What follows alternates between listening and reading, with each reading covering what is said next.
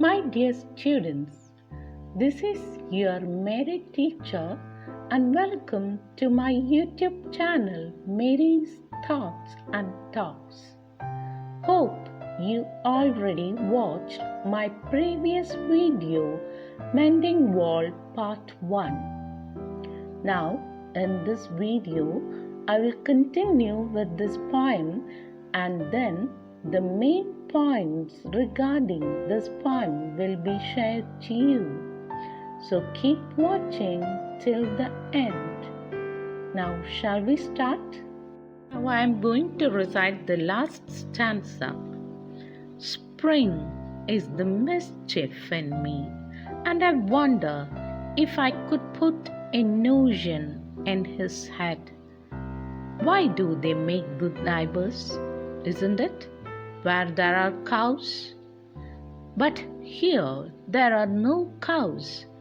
Before I built a wall, I would ask to know what I was walling in or walling out, and to whom I was like to give offense. Something there is that doesn't love a wall, that wants it down.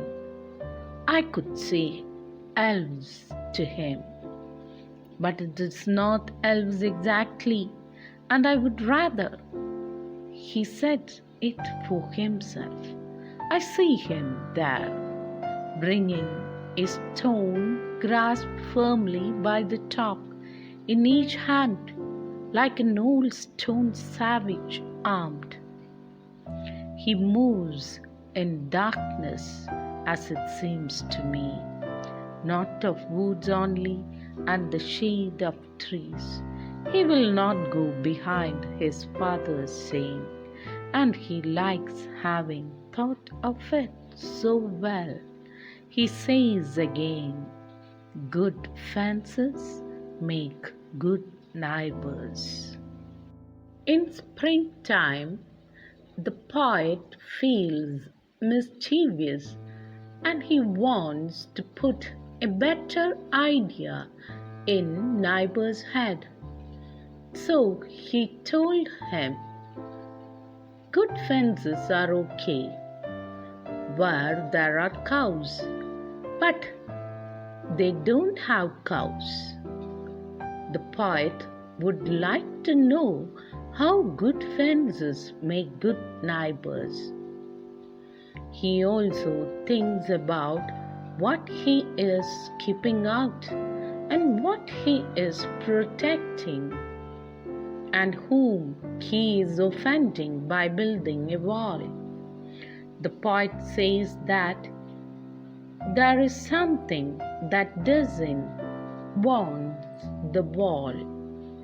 He wants to tell his neighbor that it was done by elves, but he knows very well that it was not done by elves and waited for the neighbor to tell him who pulled down the walls. The poet looks at his neighbor rebuilding the wall, and he sees his neighbor carrying stones, holding firmly in his hand like an uncivilized man from Stone Age, whose weapon was stone itself. The poet says that his neighbor is moving in the darkness, not of the trees and its shades. The neighbor will always stick on to his father's saying that good fences make good neighbors, although he has thought about it well.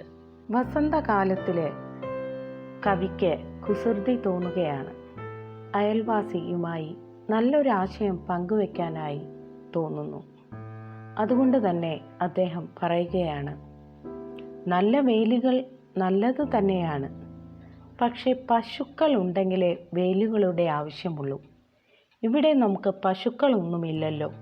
അതുകൊണ്ട് തന്നെ എങ്ങനെയാണ് വേലികൾ നല്ല അയൽക്കാരെ സൃഷ്ടിക്കുന്നത്? അദ്ദേഹം പിന്നീട് സ്വയം ചിന്തിക്കുകയാണ്.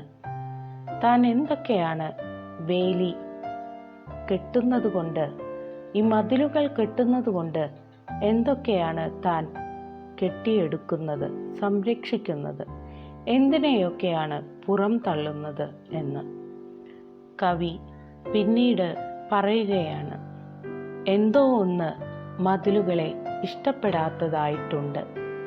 ഒരു പക്ഷേ അത് ചില മാന്ത്രിക ശക്തികളാകാം, അങ്ങനെ വേണമെങ്കിൽ പറയാം.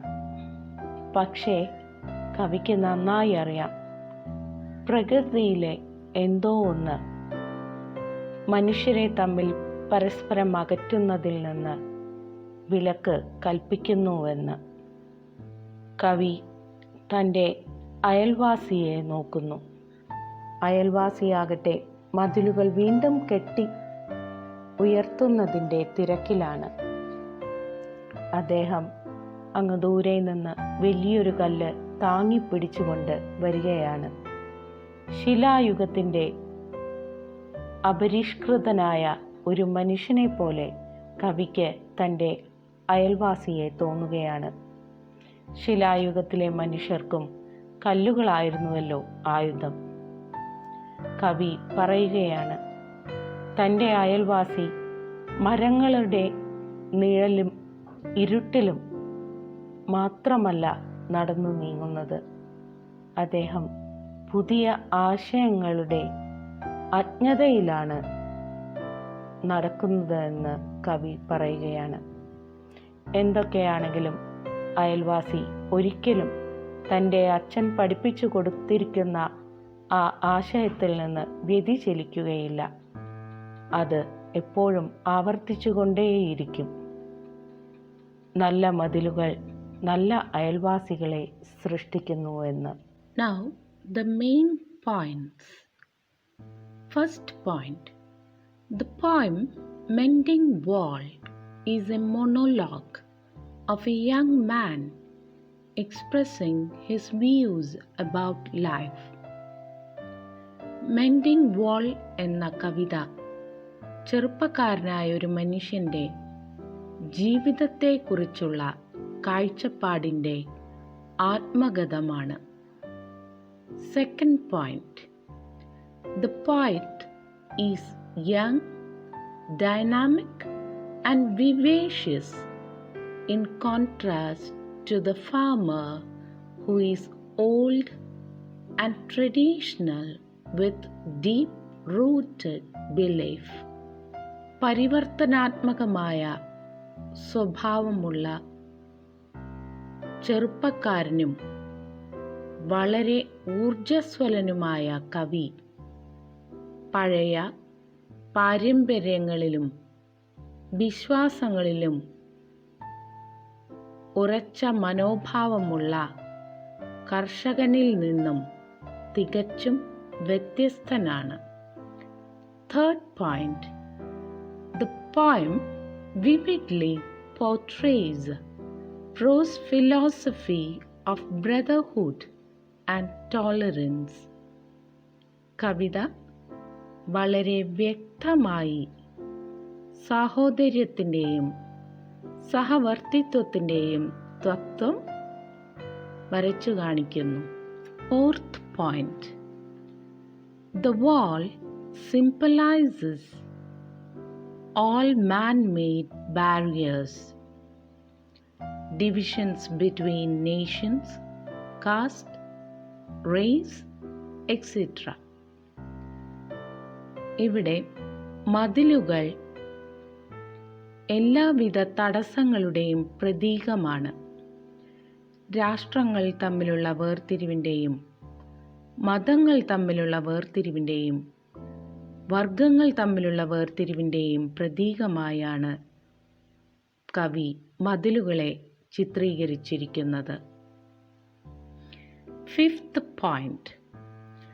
Prose knows that borders are needed for the security of nation, but he is of the opinion that there should be intermixing of cultures.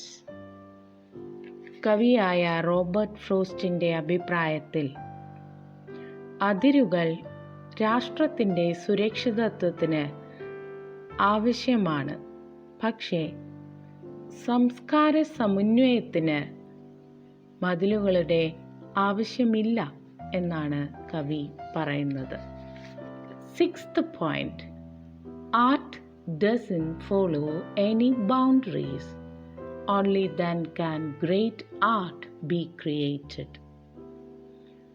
കലയ്ക്ക് അതിരുകളില്ല.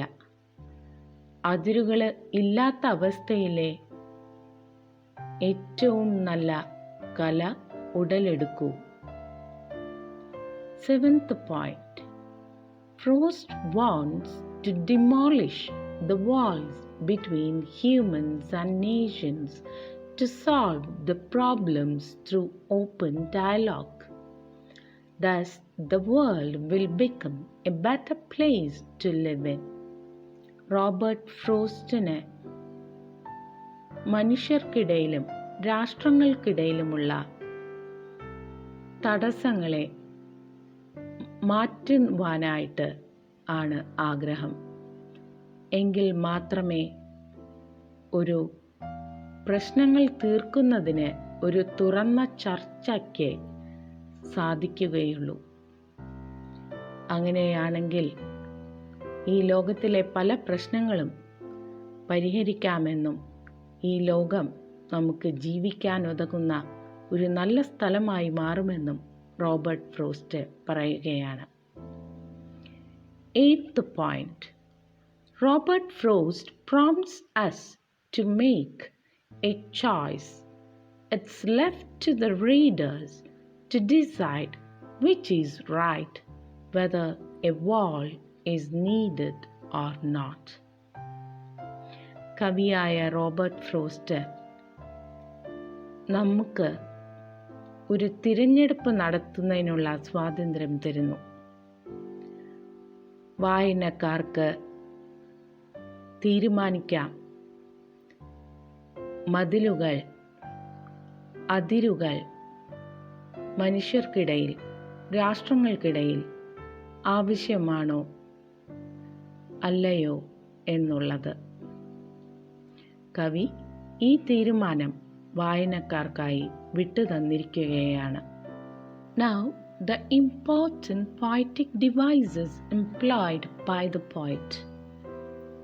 First, metaphor. The wall stands for barrier that isolate people. The poet has used a fine metaphor by comparing boulders to loaves and balls. രണ്ട് വ്യത്യസ്തമായ കാര്യങ്ങളെ താരതമ്യപ്പെടുത്തിക്കൊണ്ട് ഉപയോഗിക്കുന്ന അലങ്കാരം metaphor. കവി ഇവിടെ മതിലുകളെ ആളുകൾക്കിടയിലുള്ള തടസ്സങ്ങളെ സൂചിപ്പിക്കുന്നു. വേറെ ഒരു ഉദാഹരണം കൂടിയുണ്ട്. കവി കല്ലുകളെ ബ്രെഡ് കഷ്ണങ്ങളും ബോളുകളും ആയി താരതമ്യപ്പെടുത്തിയിരിക്കുകയാണ്. ഇത് രണ്ടും മെറ്റഫറിന് ഉദാഹരണങ്ങളാണ്. Personification. The poet uses personification when he speaks about the mysterious force that hates the wall in the line, "Something there is that doesn't love a wall." Now again, poet uses personification in the lines 25 and 26 when he says, "My apple trees will never walk to eat pine cones." ഒരു അവ്യക്തമായ ആശയത്തിന് മാനുഷിക സ്വഭാവം നൽകുന്നതാണ് personification എന്ന അലങ്കാരം. കവി personification എന്ന ഫിഗർ ഓഫ് സ്പീച്ച്, അതായത് അലങ്കാരം, ഉപയോഗിച്ചിരിക്കുകയാണ്. മതിലുകളെ ഇഷ്ടപ്പെടാത്തതായി മറ്റെന്തോ ഒന്നുണ്ട് എന്ന് പറയുന്നു. ഇവിടെ മതിലുകൾക്ക് മുകളിലെ കല്ലുകളെ താഴേക്ക് വീഴ്ത്തിയിരിക്കുന്ന അവ്യക്തമായ അദൃശ്യ ശക്തിക്ക് ഒരു മാനുഷിക സ്വഭാവം നൽകുന്നതിലൂടെ കവി ഉപയോഗിച്ചിരിക്കുന്ന അലങ്കാരം പേഴ്സോണിഫിക്കേഷൻ. ഇനി 25-26 വരികളിൽ കവി പറയുകയാണ്, എൻ്റെ ആപ്പിൾ മരങ്ങൾ നടന്നു ചെന്ന് ദേവദാരു ഫലങ്ങൾ ഭക്ഷിക്കുകയില്ല എന്ന്. ഇവിടെ ആപ്പിൾ മരങ്ങൾക്ക് മാനുഷിക സ്വഭാവം നൽകുന്നതിലൂടെ കവി ഉപയോഗിച്ചിരിക്കുന്ന അലങ്കാരം figure of speech personification. Now simile.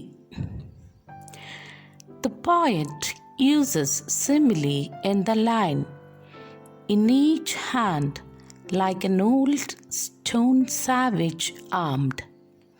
Here, farmer is like a savage in the stone age. ഇവിടെ ഒന്നിനെ മറ്റൊന്നിനോട് താരതമ്യം ചെയ്ത് പറയുമ്പോൾ ലൈക്ക്,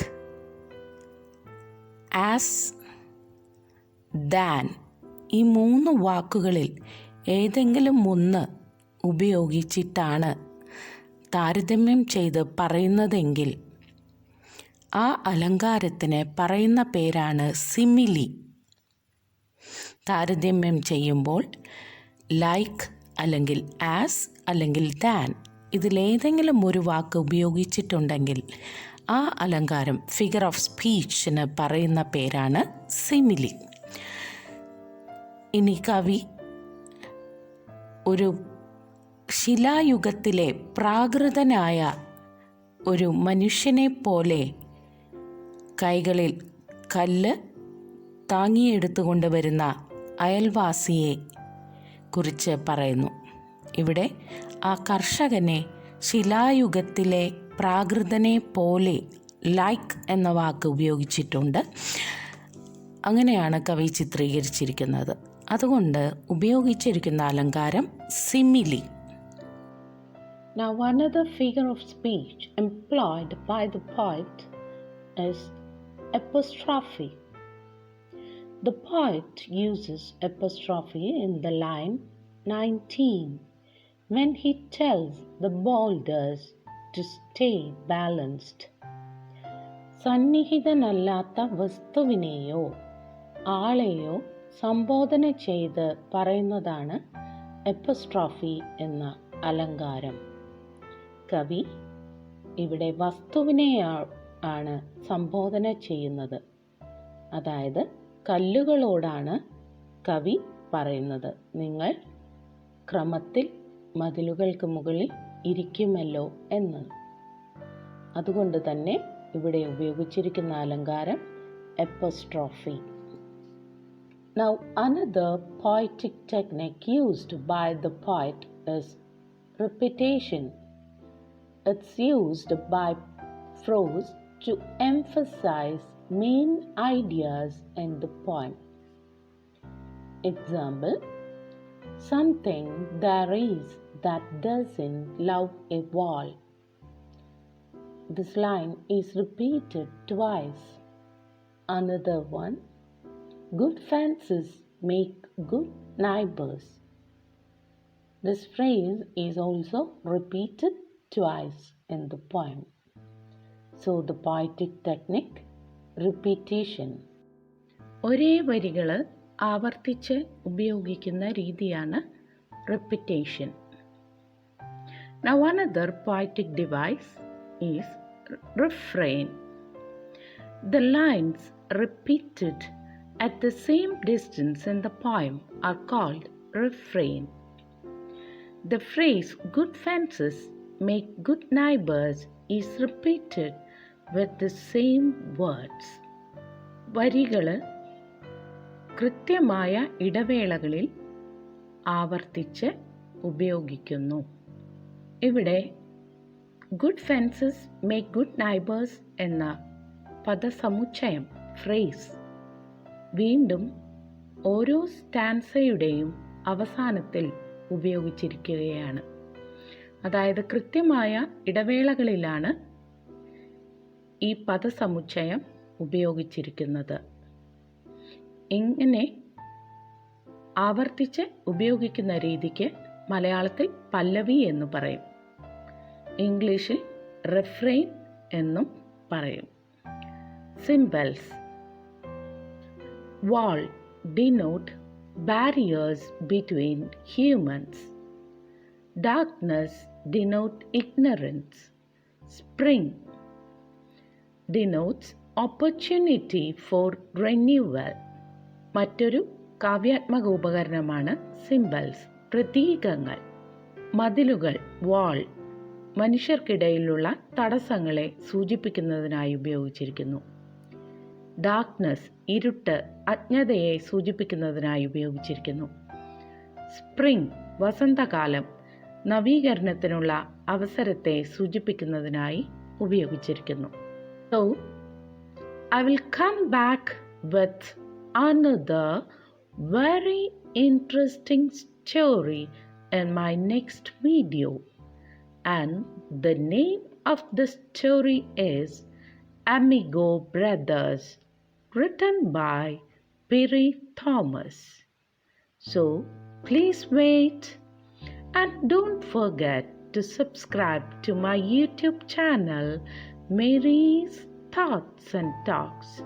Thank you.